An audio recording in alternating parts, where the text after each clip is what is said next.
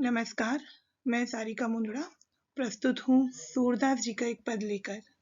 सूरदास को भक्तिकालीन युग के श्रेष्ठतम कवियों में स्थान प्राप्त है।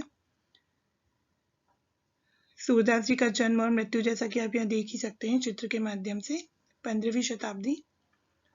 और सूरदास का जन्म स्थान क्या था, इसको लेकर विद्वानों में मतभेद है। कोई उनको रुनकता क्षेत्र में बताता है, कोई उनको दिल्ली के पास सीही गांव में, लेकिन वो एक बहुत बड़े विद्वान थे, इस मामले में कोई मतभेद नहीं है। हाँ, और दूसरा एक मतभेद है सूरदास जी को लेकर कि वो जन्मांध थे या वो बाद में अंधे हुए। ऐसा इसलिए कई विद्वानों को लगता है कि उन्होंने जितना सुंदर प्रकृति का वर्णन किया है, यमुना नदी का किनारा, कृष्ण का सौंदर्य आदि जो भी बातें, तो कई विद्वानों को लगता है कि वो बाद में अंधे हुए होंगे, उन्होंने इस संसार को अपनी आंखों से देखा है। तो इस मामले में विद्वानों में मतभेद है।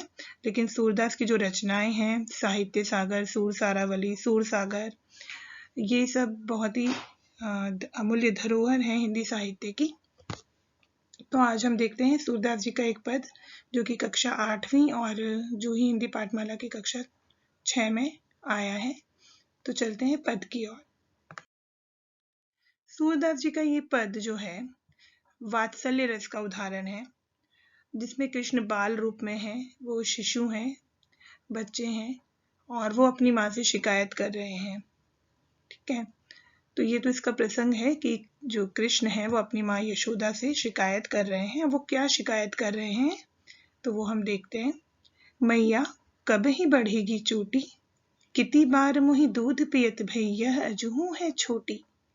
तू जो कहती बल की बेनी जो हुए लांबी मोटी, काढ़त गुहत नुहावत जय है नागिनी सी भुई लोटी।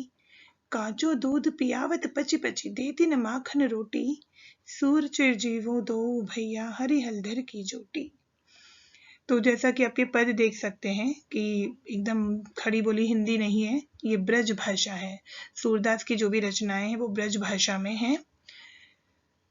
जैसे माँ का एक स्वभाव होता है कि वो अपने बच्चे को जो भी उसके लिए शरीर के लिए आवश्यक चीजें हैं वो देने की कोशिश करती है। उसके लिए कहती कभी कि तुम ताकतवर बनोगे, तुम्हारी ऊंचाई बढ़ेगी, आदि आदि जो भी लगता है उन्हें। तो यहाँ पर भी जो है कि माँ ने कृष्ण को लालच दिया है कि तुम अगर दूध पियोगे तो तुम्हारी जो चोटी है, तुम्हारे जो बाल हैं वो बड़े लंबे हो जाएंगे। पहले कैसे लड़के भी जो थे वो लंबे बाल रखा करते थे, चोटी गूंथा करते थे। तो इसी बात को लेकर अब कृष्ण उनसे शिकायत कर रहे हैं कि मैया मतलब माँ, मेरी चोटी कब बढ़ेगी, मुझे तुम कितनी बार दूध पिलाती हो, कब से दूध पिला रही हो, यह अजहू है छोटी, मतलब ये आज भी अभी भी छोटी की छोटी ही है। और तुम तो कहती थी कि बल की बेनी अर्थात बलराम, बल मतलब यहाँ शक्ति वाला बल नहीं है, बलराम है, कि जैसे बलराम की जो वेणी बनती है, बलराम के जैसे बाल हैं लंबे मोटे, वैसे मेरे भी हो जाएंगे कि जब मैं उनको काढ़ूंगा, उनको गूंथेंगे और जब मैं नहाऊंगा तो वो जो चोटी है वो सांप की भांति जमीन पर लोटा करेगी। ऐसा तुम मुझे कहती थी, लेकिन ऐसा तो कुछ नहीं हो रहा। और तुम भी मुझे बार बार बहुत मेहनत करके कच्चा दूध पिलाती हो क्योंकि मुझे वो पसंद कम है, और मुझे माखन रोटी भी नहीं देती हो। तो तुम भी बहुत बार बार परिश्रम करती हो और मुझे खिलाती हो, लेकिन उसका कोई फायदा तो हो नहीं रहा है। तो इससे तो अच्छा मुझे माखन रोटी ही दे दो, ये चोटी तो नहीं बढ़ रही है। तो कृष्ण भगवान की ऐसी सब बातें सुन के जो माँ यशोदा है वो बहुत ही आनंद प्राप्त कर रही हैं और वो मन में सोचती हैं कि तुम जो दोनों भाई हैं, दोनों भाइयों की जोड़ी हरि हलधर मतलब कृष्ण मतलब हरि और हलधर मतलब बलराम और जोटी मतलब जोड़ी, कि तुम दोनों भाइयों की जोड़ी है वो युगों युगों तक चलती रहे, तुम लंबे समय तक जियो, दीर्घायु को प्राप्त हो। ऐसे माँ के मन में जो भाव हैं वो यहाँ पर दिख रहे हैं। ठीक है, तो आशा करती हूँ कि ये पद आपको समझ में आया होगा। माँ और बच्चे के बीच का जो प्रेम, शरारत संबंधी वाले जो वार्तालाप होते हैं वो वात्सल्य रस के अंदर आते हैं।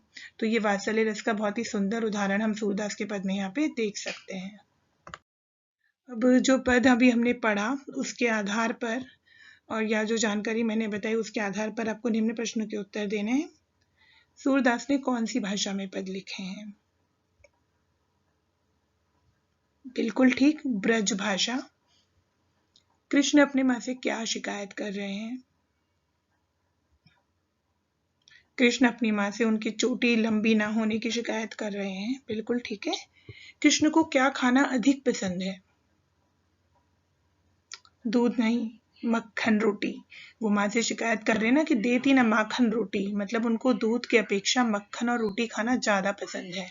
कृष्ण अपने बालों की तुलना किसके साथ कर रहे हैं? कृष्ण अपने बालों की तुलना बलराम के बालों के साथ, बलराम की चोटी के साथ कर रहे हैं। ठीक है। जोटी शब्द का क्या अर्थ है? जोड़ी। और इस पद में कौन सा रस हमें दिखता है? सूरदास जी का जो ये पद है, इसमें कौन सा रस हमें दृष्टिगोचर होता है? तो वो है वात्सल्य रस। आशा है आपको समझ में आए होंगे, नहीं तो एक बार फिर से देखिए और मिलते हैं अगले किसी वीडियो में। तब तक के लिए धन्यवाद।